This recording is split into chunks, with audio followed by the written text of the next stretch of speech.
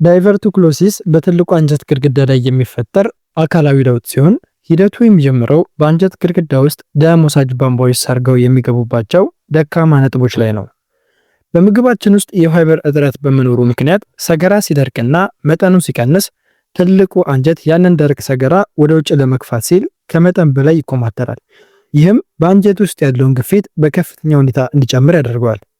በዚህ የውስጣዊ ግፊት ምክንያት የአንጀት ውስጠኛ ስስ ክፍል በጡንቻዎቹ መካከል ባሉ ደካማ ቦታዎች በኩል ተገፍቶ ወደ ውጭ ይወጣና ትናንሽ ከረጢቶችን ይሰራል። እነዚህ ከረጢቶች በአብዛኛው የሚፈጠሩት ከፍተኛ ግፊት በሚበዛበትና ሲግሞይድ ኮሎን ተብሎ በሚጠራው የታችኛው የአንጀት ክፍል ላይ ነው። እነዚህ ወደ ውጭ የወጡት ከረጢቶች በራሳቸው መኖራቸው አብዛኛውን ጊዜ ህመም ባያመጣም እንኳን ግድግዳቸው በጣም ስስ በመሆኑና ውስጥ ክፍተታቸው ጠባብ ስለሆነ ለኢንፌክሽን ወይም ደግሞ ለደም መፍሰስ ተጋላጭ ናቸው። በአጠቃላይ ዳይቨርቲኩሎሲስ ማለት በትልቁ አንጀት ግድግዳ ላይ የሚፈጠር የህብረ ሕዋስ መላላትና ወደ ውጭ የመውጣት ሂደት ነው ማለት ነው። በትልቁ አንጀት ግድግዳ ላይ ያሉት የጡንቻ ክፍሎች ወጥ አይደሉም። ይልቁንም የደም ስሮች አልፈው ወደ ውስጠኛው ክፍል የሚገባባቸው ጥቃቅን ክፍተቶች አሏቸው። በምግባችን ውስጥ የፋይበር እጥረት በሚኖርበት ጊዜ ሰገራ ይደርቃል፣ እንዲሁም መጠኑም ያንሳል። ይህ ደግሞ ትልቁ አንጀት ያንን የደረቀ ሰገራ ወደ ውጭ ለመግፋት ሲል ከመጠን በላይ እንዲኮማተርና ከፍተኛ ኃይል እንዲጠቀም ያስገድደዋል። በዚህ ወቅት በአንጀት ውስጥ ያለው ውስጣዊ ግፊት በከፍተኛ ሁኔታ ይጨምራል ማለት ነው።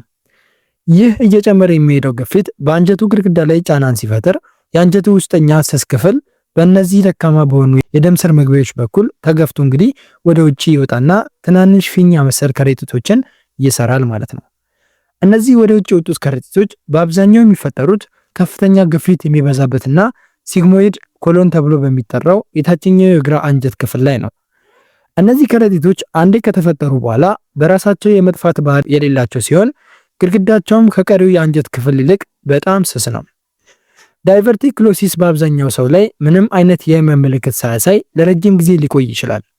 ሆኖም በእነዚህ ከረጢቶች ውስጥ ሰገራ ወይም ደግሞ ባክቴሪያ ታግቶ ሲቀር ኢንፌክሽን ሊፈጠር ወይም ደግሞ በአቅራቢያቸው ያሉ የደም ስሮች በመጎዳታቸው ምክንያት ደም መፍሰስም ሊያጋጥመን ይችላል ማለት ነው። ዳይቨርቲኩሎሲስ ጸጥተኛ በሽታ ተብሎ የሚጠራው አብዛኛውን ጊዜ በሰውነታችን ውስጥ ምንም አይነት ግልጽ የህመም ምልክት ሳያሳይ ወይም ደግሞ ስሜት ሳይፈጥርብን ለረጅም ጊዜ ሊቆይ ስለሚችል ነው። ይህ ስያሜ የተሰጠው በሚከተሉት ምክንያቶች የተነሳ ነው።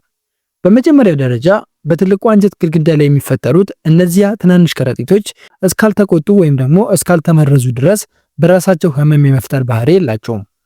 ብዙ ሰዎች እነዚህ ከረጢቶች በአንጀታቸው ላይ መኖራቸውን እንኳን ሳያውቁ እንግዲህ ለዓመታትም አብረዋቸው ሊኖሩ ይችላሉ ማለት ነው። እንዲያውም አብዛኛው ሰው በሽታው እንዳለበት የሚረዳው ለሌላ የጤና ምርመራ ለምሳሌ ለካንሰር ምርመራ በሚያደርግ ኮሎኖስኮፒ ወቅት በድንገት በምስሉ ላይ ሲታይ ነው ማለት ነው። በሁለተኛ ደረጃ ደግሞ አልፎ አልፎ የሚታዩ ምልክቶች ካሉ እንኳን ለምሳሌ እንደ ሆድ መነፋት፣ መጠነኛ ቁርጠት ወይም የሆድ ድርቀት በጣም የተለመዱና ከሌሎች ቀላል የጤና እክሎች ጋር የሚመሳሰሉ በመሆናቸው ሰዎች ትኩረት አይሰጧቸውም ማለት ነው። ታዲያ በሽታው ዝምተኛ የሚሆነው ምንም አይነት አስገዳጅ ምልክት ሳያሳይ ቆይቶ እንግዲህ በድንገት ኢንፌክሽን ሲፈጥር ወይም ደግሞ ደም መፍሰስ ሲጀምር ብቻ ራሱን በከፍተኛ ህመም ስለሚገልጽ ነው። በአጭሩ ልክ እንደ ደም ግፊት ሁሉ ዳይቨርቲኩሎሲስም በሰውነት ውስጥ በስውር የሚከናወንና ምልክት ሳይሰጠን የሚቆይ በመሆኑ ጸጥተኛ የሚለውን ስያሜ አግኝተዋል ማለት ነው። ዳይቨርቲኩሎሲስ አብዛኛውን ጊዜ ምንም ምልክት ሳይታይበት በሰውነት ውስጥ ቢቆይም እንኳን አልፎ አልፎ ወደ ከባድና አስቸኳይ የህክምና እርዳታ ወደሚሹ ውስብስብ ችግሮች ግን ሊቀየርብን እንደሚችል ልብ ማለት ይኖርባቸዋል። ከነዚህም መካከል በጣም የተለመደው ዳይቨርቲኩላይተስ ሲሆን ይህም በእነዚህ ትናንሽ ከረጢቶች ውስጥ ሰገራ ወይም ደግሞ ባክቴሪያ ታግቶ ሲቀር የሚፈጠር ኢንፌክሽንና እብጠት ነው። ይህ ሁኔታ ሲከሰት እንግዲህ ከባድ የሆድ ህመም፣ ትኩሳትና ማቅለሽለሽም ያስከትልባቸዋል። ሌላው አስፈሪ ችግር ደግሞ የደም መፍሰስ ሲሆን ይህም በከረጢቶቹ አቅራቢያ ያሉ የደም ስሮች በግፊት ምክንያት ተቀደው በድንገት በፊንጢጣ በኩል ብዙ ደም እንዲወጣ ያደርጋል። ኢንፌክሽኑ እየበረታ ሲሄድ ደግሞ የከረጢቱ ግድግዳ ተቀዶ በአንጀት ውስጥ ያለው ቆሻሻ ወደ ሆድ ዕቃ ውስጥ በመፍሰስ እንግዲህ ለህይወት አስጊ የሆነ የአንጀት መበሳት ወይም ደግሞ ፔሪቶናይተስ የተባለ ኢንፌክሽንን ሊፈጥርብን ይችላል ማለት ነው። ከዚህም በተጨማሪ እንግዲህ በኢንፌክሽኑ ምክንያት በከረጢቱ ዙሪያ መግል ሊከማች ወይም ደግሞ በአንጀትና በሌሎች የሰውነት ክፍሎች እንደ ፊኛ ባሉ አካላት መካከል ደግሞ ያልተለመደ መተላለፊያ ቀዳዳ ወይም ደግሞ ፌስቱላም ሊፈጠርብን ይችላል ማለት ነው።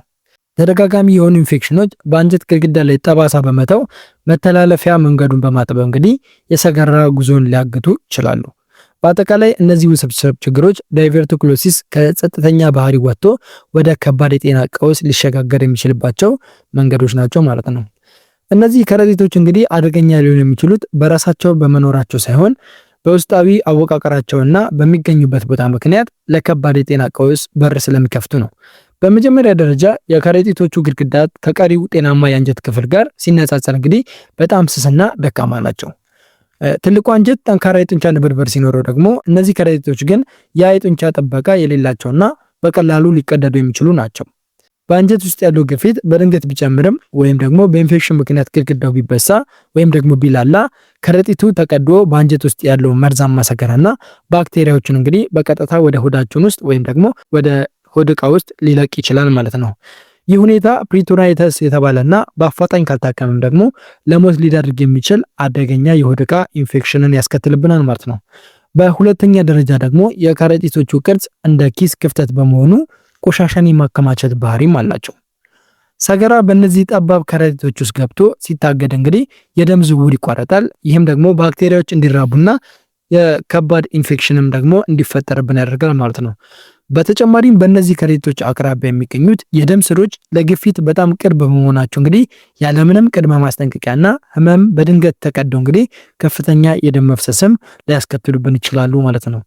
በአጠቃላይ ዳይቨርቲኩሎሲስ እንግዲህ አደገኛ የሚሆነው በውስጡ የያዘውን ቆሻሻ ወደ ሌሎች የሰውነት ክፍሎች የማፍሰስ የደም ስሮችን የማቅሰልና በአንጀት ግድግዳ ላይ የማይጠፉ ጠባሳዎችን በመተው የአንጀትን መንገድ የመዝጋት እድል ስላለው ነው ማለት ነው። በስተመጨረሻም እንግዲህ ዳይቨርቲኩሎሲስን ለመቆጣጠርና ወደ ከባድ ደረጃ እንዳይሸጋገር ለመከላከል እንግዲህ ዋነኛውና ተመራጩ መፍትሄ የአመጋገብ ዘይቤን ማስተካከል ሲሆን ይህም በዋነኝነት የፋይበር መጠናችንን በመጨመር ላይ ማተኮር ይኖርብናል ማለት ነው። ፋይበር የበዛባቸው ምግቦች እንግዲህ በሰውነታችን ውስጥ ሳይፈጩ አልፈው እንግዲህ ትልቁ አንጀት ጋር ሲደርሱ ሰገራው ለስላሳ ትልቅና በቀላሉ የሚወጣ እንዲሆን ያደርጋሉ። ይህም እናንተ የምትመገቡት ምግብ በአንጀታችሁ ውስጥ ያለውን ከፍተኛ ጫና ስለሚቀንስ በከረጢቶቹ ላይ የሚፈጠረውን ግፊት በከፍተኛ ሁኔታ ይገታዋል ማለት ነው። በዕለት ተዕለት ምግባችን ውስጥ ደግሞ ልታካትቷቸው የሚገቡ ዋና ዋና የፋይበር ምንጮች እንደ አጃ፣ ገብስ፣ ስንዴና በቆሎ ያሉ ሙሉ እህሎች እንዲሁም ደግሞ እንደ ባቄላ፣ አተርና ምስር ያሉ ጥራጥሬዎች ናቸው ማለት ነው። በተጨማሪም እንደ ጎመን፣ ካሮት፣ ዱባና ስፒናች ያሉ አትክልቶች እንዲሁም ደግሞ እንደ ፖም፣ ሙዝ፣ ብርቱካንና እንጆሪ ያሉ ፍራፍሬዎች ደግሞ እጅግ በጣም ጠቃሚ ናቸው ማለት ነው። እነዚህን ምግቦች ስትመገቡ ግን ፋይበሩ በአንጀታችሁ ውስጥ በተገቢ ሁኔታ እንዲሰራና የሆድ ድርቀታችሁንም እንዲከላከል በቀን ውስጥ ቢያንስ ከ8 እስከ 10 ብርጭቆ ውሃ መጠጣት እጅግ በጣም አስፈላጊ ነው። ይህንን ልብ ልትሉ ያስፈልጋል። ከምግቡ በተጨማሪ መደበኛ የአካል ብቃት እንቅስቃሴም ደግሞ ማድረግ የአንጀታችሁን እንቅስቃሴ በመቀላጠፍ ግፊትን ይቀንሳል። እንዲሁም ደግሞ ቀይ ስጋንና በጣም የተቀነባበሩ ምግቦችን መቀነስ ለጤናችሁ በጣም የተሻለ ይሆናል ማለት ነው። በአጠቃላይ እነዚህን የፋይበር ምንጮች ከበቂ ውሃና ከእንቅስቃሴ ጋር በማጣመር ስትጠቀሟቸው የዳይቨርቲኩሎሲስ ከረጢቶች እንዳይቆጡ፣ ደም እንዳይፈስ ወይም ደግሞ እንዳይቀደዱ ለጤናችሁ ትልቅ ጥበቃን ታደርጋላችሁ ማለት ነው። ክቡራትና ክቡራን እንግዲህ ዳይቨርቲኩሎሲስ በትልቁ አንጀት ግድግዳ ላይ ከሚፈጥረው የህብረ ሕዋስ መላላት ጀምሮ በፋይበር እጥረት ምክንያት የሚመጣ ከፍተኛ የአንጀት ግፊት እንዴት እነዚያን ትናንሽ ከረጢቶች እንደሚሰራ በዝርዝር ተመልክተናል ብዬ አስባለሁ። ይህ ጸጥተኛ በሽታ ሳይታወቅ ቆይቶ እንደ ዳይቨርቲኩላይተስ፣ የደም መፍሰስና የአንጀት መበሳት ላሉ ለህይወት አስጊ ለሆኑ ውስብስብ ችግሮች ያለውን ከፍተኛ ተጋላጭነትም አይተናል ብዬ አምናለሁ። እነዚህ ሳይንሳዊ ሁኔታዎች በአመጋገባችሁ ላይ ጥንቃቄ እንድታደርጉ የፋይበር መጠንን እንድትጨምሩና የአንጀታችሁን ጤንነትም በንቃት እንድትጠብቁ የሚያስገነዝቡ ናቸው። እንዲህ ያሉ ህይወታችሁን የሚቀይሩና እውቀቱን የሚያስጨብጧችሁ የጤና ትምህርቶቻችን ደግሞ ዘወትር እንድታገኟቸው ቻናሉን ሰብስክራይብ፣ ላይክ እና ለምትወዷቸው ሰዎች ደግሞ ሼር በማድረግ የዚህ ጠቃሚ መድረክ ቤተሰብ እንድትሆኑ በአክብሮት ጋብዛችኋለሁ። ማንኛውንም ጥያቄና ወይም ደግሞ አስተያየት ካላችሁ በኮሜንት ሴክሽን በኩል አጋሩኝ። ሁሉንም በጥንቃቄ የማነብና ለእናንተም ደግሞ ተገቢውን ምላሽ የማዘጋጅላችሁ ነው የሚሆን ማለት ነው። ስላተከታተላችሁኝ እጅግ በጣም ከልብ አመሰግናለሁኝ። ለሚቀጥለው ዝግጅታችን ተስፋ አድርገን እንገናኛለን። ሰላም ሁኑ።